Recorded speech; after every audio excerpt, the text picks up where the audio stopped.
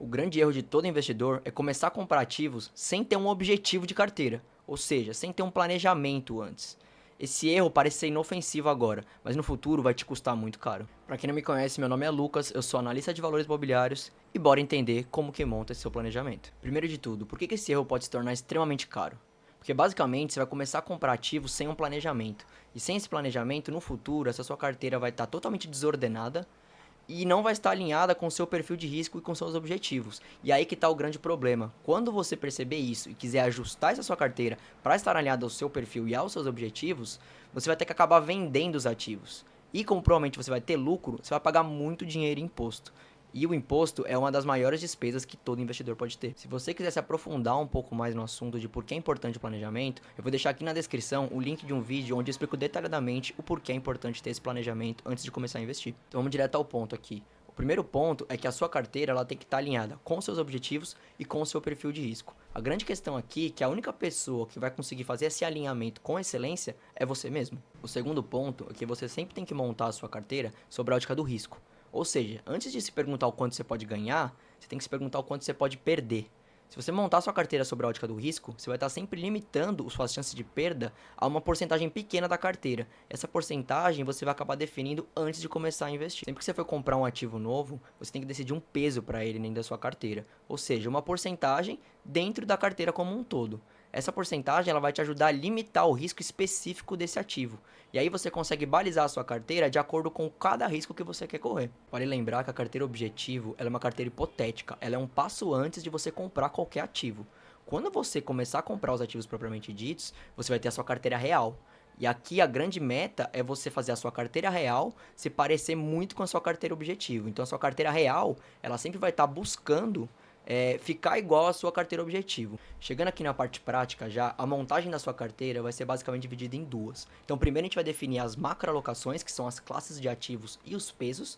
E depois, dentro de cada classe de ativo, então dentro das macroalocações, a gente vai decidir as microalocações, que aí sim são cada ativos propriamente ditos. Mas a gente nunca deve começar a comprar os ativos sem ter uma macroalocação definida antes. A macroalocação é basicamente os pesos, ou seja, as porcentagens que você vai dar para cada classe de ativo na sua carteira.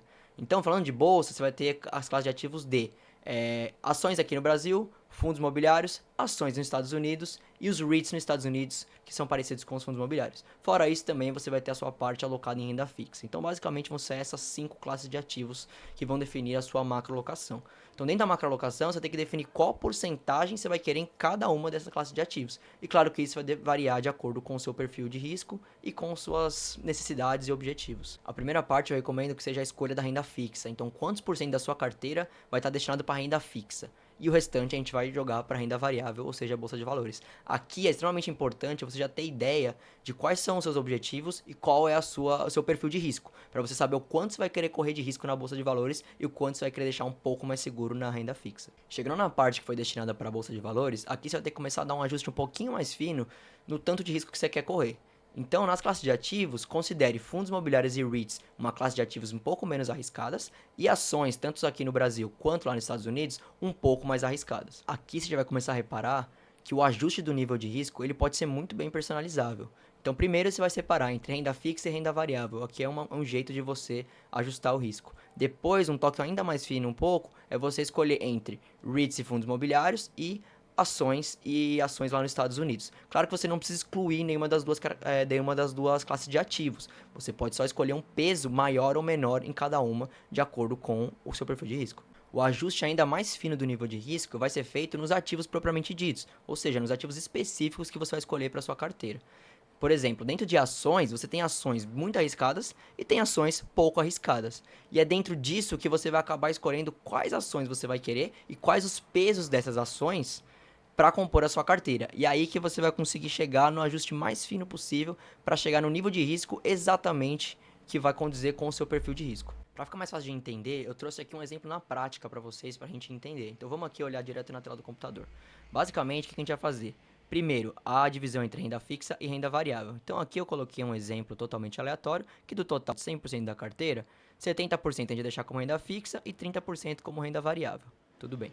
Dentro desses 30% que a gente manteve como renda variável, a gente vai dividir ele entre fundos imobiliários, ações, REITs e stocks. Aqui eu fiz uma divisão também aleatória, só para vocês terem ideia, mas mantendo o princípio que eu falei para vocês lá no começo, que os fundos imobiliários e os REITs, eles são um pouco menos arriscados que as ações e que as stocks, que são as ações lá nos Estados Unidos. Então, como eles são menos arriscados, a gente tende a deixar um peso um pouco maior nos ativos menos arriscados. Então, quanto maior o risco, menor a porcentagem que a gente coloca no ativo, e quanto menor o risco, maior a porcentagem que a gente pode colocar dentro desse ativo, né? E o mesmo vale para as classes de ativos. Então aqui basicamente nos FIIs, dos 30% que a gente usou para renda variável, coloquei 9 em fundos imobiliários, 6 em ações, 9 em REITs e 6 em stocks, né? Então aqui chegando já nos ativos específicos, como que foi dividido? Então os 9 que a gente estava usando aqui para fundos imobiliários, eles vieram para cá.